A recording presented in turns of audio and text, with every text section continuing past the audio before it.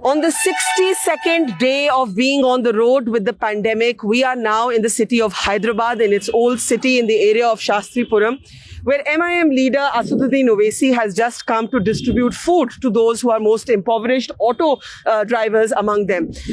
आपसे शुरू में ये पूछती हूँ कि लॉकडाउन जो है, मुझे तो अब 10 प्रदेश में मैं घूम चुकी हूँ, मुझे लगता है ये गलती है, लेकिन यहाँ पर Telangana government seems to be in support of it. आपको क्या लगता है?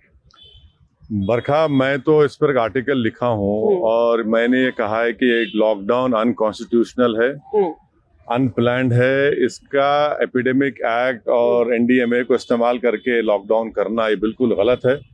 दिल्ली में बैठे हुए चंद लोग ये नहीं तय कर सकते कि हैदराबाद में कौन सा पूरा हैदराबाद बंद होना चाहिए, कौन सा नहीं बंद होना चाहिए, और ये बिल्कुल गलत है. ये मैं इसके फेवर में नहीं था. हाँ, यकीनन सोशल डिस्टेंसिंग हो, थोड़ा बहुत कर्फ्यू हो, ये सब सही था, मगर गवर्नमेंट से कोई हेल्प नहीं, कहीं सेंट्रल गवर्नमेंट से कोई हेल्प नहीं. तो ये लॉकडाउन कैसा है? तो गरीब तो मर रहा है. कई लोग मुझसे कह रहे हैं कि असद साहब या तो कोविड से मर जाएंगे, गरीबी से पहले मर जाएंगे हम. एक्चुअली मुझे बहुत लोग मिले असद भाई, माइग्रेंट वर्कर्स बोलते, हाईवे आफ्टर हाईवे पे उन्होंने यही बोला कि हम वायरस से पहले गरीबी से मरेंगे. लेकिन आपने अनकॉन्स्टिट्यूशनल क्यों बोला है? इसलिए कि कौन से कॉन्स्टिट्यूशनल प्रोविजन में आपने लॉकडाउन किया है? कहाँ है? एपिडेमिक एक्ट में कहाँ लिखा हुआ है? एनडीएमए एक्ट में कहाँ लिखा हुआ है? एनडीएमए एक्ट में लिखा हुआ है कि आप कंसल्ट करेंगे, कोऑपरेट करेंगे, गवर्नमेंट को हेल्प करेंगे. और अफसोस की बात यह है कि पूरे इंडिया में सब लोग उसको कबूल कर लिया, इवन अपोजिशन रूल स्टेट्स. ये तो गलत है. इसका प्रोविजन ही नहीं है कि कैसा आप तय करेंगे कि लॉकडाउन कर दो, पूरा बंद कर दो. ये फिर कोई दिल्ली में बैठ के बोलेगा कि नहीं हैदराबाद बंद रहेगा, अतराफ में खुला रहेगा. तो ये बिल्कुल ही, यानी कौन तय करेगा? ये इनको क्या मालूम हैदराबाद के बारे में? लेकिन आपने जिक्र किया कि नॉन बीजेपी स्टेट्स क्या कर रहे हैं, और मैं आपसे यही पूछना चाहती हूँ कि बहुत से जो चीफ मिनिस्टर्स हैं, opposition chief ministers, they are in favour of an even harder lockdown. अब आप तेलंगाना में देख लीजिए, are you in agreement with the state government? नहीं, यकीनन हम यहाँ पर स्टेट गवर्नमेंट की अलाई हैं, तायद कर रहे हैं, मगर मैं इस लॉकडाउन के फर्दर एक्सटेंशन के खिलाफ हूँ. यकीनन कर्फ्यू रखिए, आप रिलीजियस प्लेसेस को बंद रखना है, थोड़े दिन के लिए बंद रखिए. मॉल्स है, सिनेमा हॉल्स है, पर दूसरा तो इकोनॉमिक एक्टिविटी होना चाहिए ना. कहाँ से ला के देंगे आप? इतनी गुर्बत है, इतनी भूख मैंने जिंदगी में अपनी पॉलिटिकल लाइफ में नहीं देखी है. मेरे को 25 साल हो गए पॉलिटिक्स में, मगर कभी इतना नहीं देखा मैं. जो लोग भूख के लिए, खाने के लिए, पैसों के लिए तड़प रहे हैं. और इससे बढ़कर यह है कि हेल्थ इमरजेंसी है. जो हैदराबाद में 1 कमरा 2 कमरे के डॉक्टर्स, एमबीबीएस डॉक्टर खोल के चलाते थे, जिसमें डायबिटिक हो, बच्चों का, पूरे बंद पड़े हुए हैं.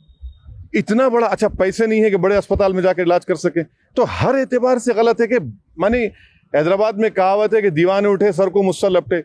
माने act in haste, repent in leisure. आपने इमीडिएटली फैसला कर दिया और भुगतना गरीब को पड़ रहा है. ये आपने एक बहुत जरूरी बात की कि जो नॉन कोविड पुअर है, क्योंकि हमने बहुत शहरों में ये पाया कि जिसको किडनी डिजीज हो, डायबिटीज हो, कैंसर हो, ट्यूबरकुलोसिस हो, आज उस गरीब आदमी के पास कहीं जाने की जगह नहीं है. बरखा, मैं आपको बता रहा हूँ कि डायलिसिस पेशेंट जो गवर्नमेंट हॉस्पिटल में जाते थे, शुरू में इतनी तकलीफ हुई यहाँ पर, मुझे फिर यहाँ हेल्थ मिनिस्टर से बात किया, फिर वो चालू किया गया. मगर अब दूसरे जो अस्पताल को जा रहे हैं, वो डॉक्टर्स बोल रहे हैं आपका कोविड टेस्ट कराओ. और अनफॉर्चुनेटली है कि कई डायलिसिस पेशेंट्स को कोविड निकल रहा है. अब हमारे गांधी हॉस्पिटल में माशाल्लाह से हो रहा है, उनका इलाज भी हो रहा है. मगर ये बहुत बड़ा प्रॉब्लम है, हेल्थ का तो बहुत बड़ा प्रॉब्लम है. पैसे नहीं है उनके पास. बड़े अस्पताल क्यों जाएंगे? जहां पर छोटे जगह काम होता था, उनको आज बड़े अस्पताल में जाकर कैसे काम कराएंगे? अच्छा, आप ये बताइए असद भाई, this is not the time for Hindu, Muslim, BJP, Congress, फलाना ढमका, लेकिन इस समय भी हम देख रहे हैं that there has been a greater scrutiny on the Muslim community, और बहुत से स्टेट्स में ये भी हुआ है that the fear of backlash, तरह तरह के डर हैं.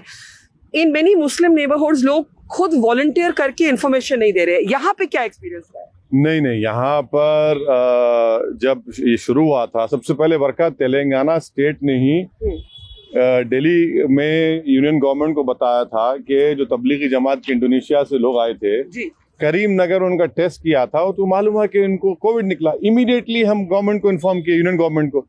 वो लोग तो 8-10 दिन अपना वेस्ट किए उसमें.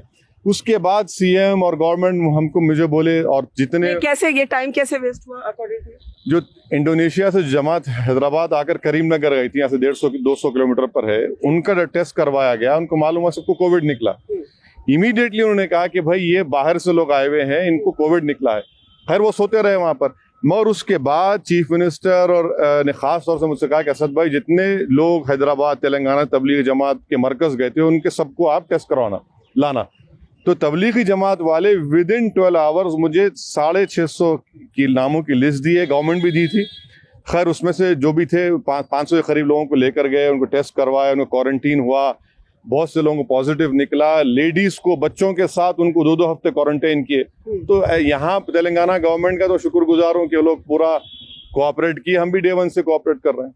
So how do you see this overall situation? ये जो एक फोकस रहा है तबलीगी जमात पर, आप कम से कम ये मानने के लिए तैयार हैं कि दिल्ली में जो हुआ वो गलत हुआ? क्योंकि केटी रामाराव ने मुझे कहा कि 50% of Hyderabad cases were traced back to Tablighi Jamaat. नहीं, तबलीगी जमात को इसका जिम्मेदार खड़ा करना बिल्कुल गलत बात है। बरखा सबसे पहले केरल में 3 लोग आए थे जनवरी में, उसके बाद इटालियन टूरिस्ट थे, और फिर ऐसे कई रिलीजियस प्लेसेस पर वैष्णो देवी में लोग फंस गए, तो वहां उनको फंस गए कहा गया, यहाँ पर उनको कहा जा रहा है कि आप लोग फैला दिए। नांदेड़ महाराष्ट्र में भी हमारे सिख भाई थे, वो भी हुआ है। यकीनन अगर आप बोलेंगे भाई मैं आपके घर को आया था, आपकी अखलाकी जिम्मेदारी थी, मैं मानता हूँ, मगर ये बोलना कि मुसलमान और इस्लाम तबलीगी जमात फैलाए बिल्कुल गलत है। तो फिर आपने पार्लियामेंट को एडजर्न नहीं किया, आपने मध्य प्रदेश में क्राइसिस को गवर्नमेंट बनाने के लिए वहां पर पूरी भीड़ जमा की, नमस्ते ट्रम्प हुआ, तो फिर ये क्या है? फिर तो ये गलत बात है कि सिर्फ इसी पर बोझ डाल देना, इन्होंने नहीं किया, ये बिल्कुल गलत है। अब उनके डॉक्यूमेंट्स भी हैं, वो लोग पुलिस को मिले हैं, बता रहे हैं कि भाई हमने लिख के दिया था, आप परमिशन दीजिए, हम भिजाने तैयार है। लॉकडाउन हो गया उसके बाद। पर आपको लगता है कि इससे मतलब कई ऐसे हमारे प्रोमिनेंट मुस्लिम वॉइसेस भी हैं, उन्होंने भी तबलीगी जमात की काफी निंदा की है? अब नहीं, ये देखिए, तबलीगी जमात की निंदा करना बहुत आसान है। अब जब वो उनके चीफ मौलाना साद का वॉइस के सैंपल इंडियन एक्सप्रेस की रिपोर्ट आई, अब जब उसके बाद सब बोले अरे भाई तो गलत हुआ, ये तो हमने गलत कहा था, वो रिट्रैक्ट भी कर रहे। यानी ये अजीब व गरीब माहौल है। बरखा देखिए, जर्नलिस्ट काम कर रहा है तो एक आदमी है जो उस पर पूरा नूर नजर है। एक जर्नलिस्ट इंडियन एक्सप्रेस का है, उसको पुलिस बुलाती है तो कोई पूछने वाला नहीं है उसको, क्योंकि उसने कहा कि भाई उनकी वॉइस रिकॉर्डिंग के उसमें वो सही नहीं आ रही आवाज और बिल्कुल उसमें फर्स्ट है। तो ये तमाशा हो रहा है। आखिर में आप क्या समझते हैं कि हमारी जो राजनीति, हमारा देश तो बदलने वाला है, कोरोना वायरस ये साल कैसे गुजरेगा किसको नहीं जानता, हमारी राजनीति कैसे बदलेगी इससे? बरखा, मुझे लगता है कि इस मुल्क को दोबारा एक नेहरू जैसे एक विजनरी लीडर की जरूरत है, जो इस मुल्क को रिकंस्ट्रक्ट करेगा। You are quoting Nehru and I know how much you dislike the Congress. Yes, I dislike the Congress, but the role of Nehru in prevailing and strengthening democracy, I cannot deny that. I am against Congress, true. But अब तो मुल्क को बनाना है। जब ये lockdown खत्म होगा, लोग बाहर निकलेंगे, तो यकीन मानिए जब उनको अंदाजा होगा कि पूरा बर्बाद हो चुका है, कुछ बाकी नहीं रहा है, मुल्क को दोबारा बनाना पड़ेगा। ये 4 बजे के अनाउंसमेंट, 8 बजे के अनाउंसमेंट, दिया जलाओ, इससे होने वाला नहीं है। अब मुल्क को रिकंस्ट्रक्ट करना पड़ेगा, दोबारा बनाना पड़ेगा। उसके लिए एक बहुत बड़े विजन की जरूरत है। और इसमें अगर आप लोगों को तोड़ेंगे मजहब के नाम पर, जात के नाम पर, गरीबी के नाम पर, अरे भैया आप इतने 122 लोग कल यूपी में एक्सीडेंट में मर गए, इनकी कीमत नहीं है क्या जान की? लोगों की ट्रेन पटरियों में सो रहे हैं, ट्रेन चले जाती है, कौन है वो लोग? 8 के 8 गोंड ट्राइबल हैं, कोई पूछने वाला नहीं है। तो ये इस मुल्क को दोबारा तामीर करना पड़ेगा, रिकंस्ट्रक्ट करना पड़ेगा। उसके लिए बहुत बड़े दिल की और विजन की जरूरत है। मोदी जी अगर आपसे मशवरा मांगे आखिर में, तो आप उनको क्या एडवाइस देंगे? नहीं, आप मेरे दुश्मन हैं। नहीं, मैं सच में पूछ रही हूँ, क्योंकि ये राजनीति का वक्त नहीं है। हर कोई, मैं भी देती हूँ मोदी जी को मशवरा, चाहे वो सुने या नहीं। नहीं, मैं पहले तो मुझे यकीन है कि मुझ जैसे अदना से मशवरा नहीं लेंगे। उनके पास बहुत बड़े अनमोल हीरे हैं जो आज इस मुल्क को इस चौखट पर लाकर छोड़ दिए हैं। मगर मैं इतना ही कहूँगा कि इस मुल्क को दोबारा रिकंस्ट्रक्ट करने की ज़रूरत है। ये कोविड क्राइसिस एक मौका है, हर चीज़ को सही तरीके से बनाने की ज़रूरत है। यही हम मशवरा दे सकते हैं, मगर ये कब होगा? जब आप लोगों को साथ लेके चलेंगे। अगर आप जो आपके खिलाफ है तो ठीक है, खिलाफ रहने दीजिए, मगर नहीं वो एंटी नेशनल है, वो हमारी लाइन फॉलो नहीं करता, वो गंदा है, वो फुला है, तो ये तो नहीं चलेगा ना।